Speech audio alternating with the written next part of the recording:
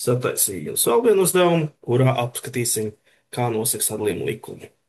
Mums ir loterijas urna, kurā ir 6 zilas un 18 sarkanas bumbiņas. Uz labu laimi mēs izvilksim noteiktu skaidru bumbiņu. Par katru zilo būs, jā, vinnēs 10 eiro, bet par katru sarkano vilcējiem jāšķirs no 5 eiro.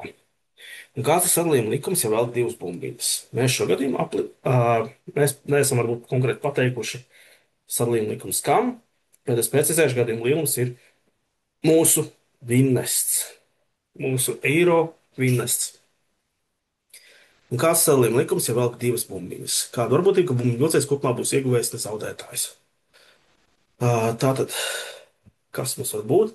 Varbūt tā, ka izvilka zilo pirmo reizi un izvilka zilo otro reizi. Tas nozīmē, ka vispirms man ir 6 no kopā 24 bumbiņām. Ievērot, kopā ir 24. Palika 23 un 5 šādas bumbiņas.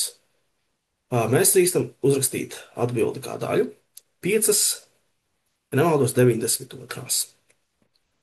Un tas nozīmē, ka vinnests būtu 20 eiro. Varēja būt tā, ka sākumā izvelk zilu un tad sarkanu, tad 6 no 24, bet no atlikušajām 23 izvelk vienu no tām, kas ir 18. Labi. Ja man aprēķina nav kļūdaini, paliek 9 pret 48. Ir 10 eiro. Nē, nav 10, jo 5 zaudējām. 5 eiro. Kā būtu bijis, ja mēs izvilktu no sākuma sarkanu un tad zilu? 18, 24, bet tad 6 no 23. Ir tikai skaitītāji mainījušies vietām, tāpēc atbilde ir tā pati. Varējām arī mierīgi reizināt 5 eiro. Un kā būtu bijis, ja mēs abus izvilktu sarkanus, mums būtu tā, ka vispirms bija 18, 24, bet tad 17, 23. 51 pret 92 ir tas, kas man sanāktu. Jā, tā laikam arī būs, bet zaudējums būtu 10 eiro. Un tad mēs varam uzrakstīt mūsu sadalījuma likumu.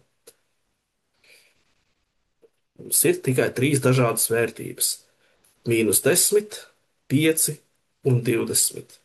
-10 gadījums būtu tas, ka mēs paliekam pie 51, 92.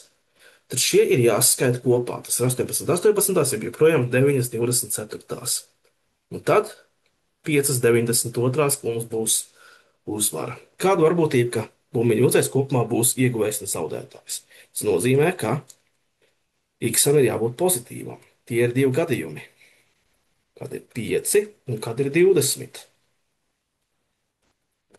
Tātad 9, 24.